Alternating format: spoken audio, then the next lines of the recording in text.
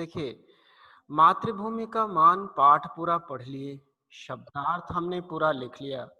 अब इसके दौरान वह पाठ हमारी समझ में कितना आया है, इस विषय में इसकी जांच करने के लिए मैंने कुछ प्रश्नों का निर्माण किया है।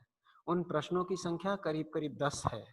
तो आज के इस क्लास में सबसे पहले हम उन 5 प्रश्नों को लेते हैं, जिनसे मुझे यह पता चले, अगर इसका उत्तर आप लिखेंगे या बोलेंगे, समझाएँगे, तो मुझे यह पता चलेगा कि आपने जो पूरा पाठ पढ़ा, वो आपकी समझ में कितना आया, या पाठ की कौन-सी ऐसी बात है, जो आपको समझ में नहीं आई। तो अब इसमें सबसे पहला प्रश्न है, महाराणा लाखा बूंदी को मेवाड़ के अधीन क्यों करना चाहते थे? तो एकदम, अगर आपको मातृभूमि का मान आपने पाठ पढ़ा पूरा, अच्छी तरह से पढ़ा है और आपकी समझ में आया है, तो इस प्रश्न का जवाब सबसे महत्वपूर्ण है, क्योंकि पूरी एकांकी इसी प्रश्न पर आधारित है। तो अभी मैं ये जवाब आप लोगों से सुनना चाहता हूँ। तो महाराणा लाखा बूंदी को मेवाड़ के अधीन क्यों करना चाहते थे? इसी प्रश्न पर पूरी एकांकी आधारित है। तो चलिए उत्तर दीजिए इसका। सर सर उत्तर है इसका, महाराणा लाखा बूंदी को मेवाड़ के अधीन इसलिए करना चाहते थे क्योंकि राजपूतों की छिन्न भिन्न असंगठित शक्ति विदेशियों का किस प्रकार सामना कर सकती थी। इस बात की अत्यंत आवश्यकता थी कि वह अपनी शक्ति एक केंद्र के अधीन रखें। ठीक है, तो वह केंद्र मेवाड़ बनाना चाहते थे, इसीलिए वह छोटी-छोटी राजपूती शक्तियों को इकट्ठा करना चाहते थे। बहुत अच्छा जवाब है। चलिए, दूसरा प्रश्न ये सर है कि क्या भेजा आपने? राव हेमू के अनुसार हाड़ा वंश किस प्रकार का अनुशासन मान सकते हैं? अभी आपने सही-सही एक जने जवाब दिया था, आप फिर से वही जवाब दोहरा दीजिए तो।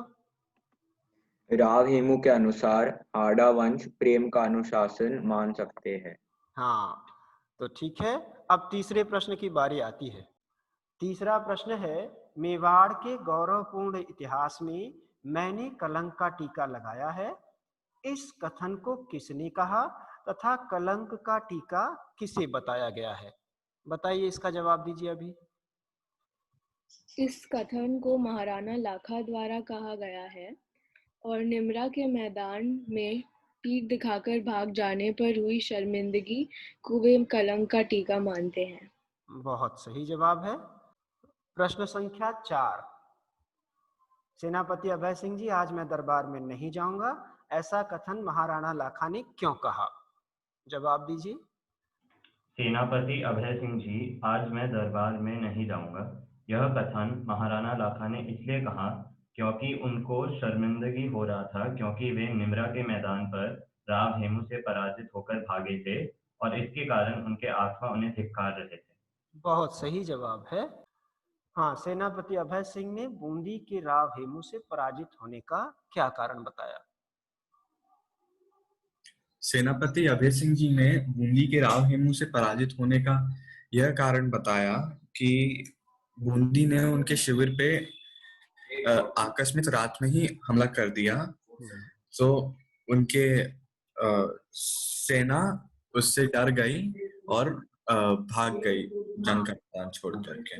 ठीक है, बहुत सही जवाब। और भी चीजें जोड़ सकते हैं कि फिर भी आप लोहा लेना चाहते थे, जो भी अतिरिक्त चीजें हैं, आप उन्हें जोड़ करके अपने प्रश्न के उत्तर को और अच्छा बना सकते हैं।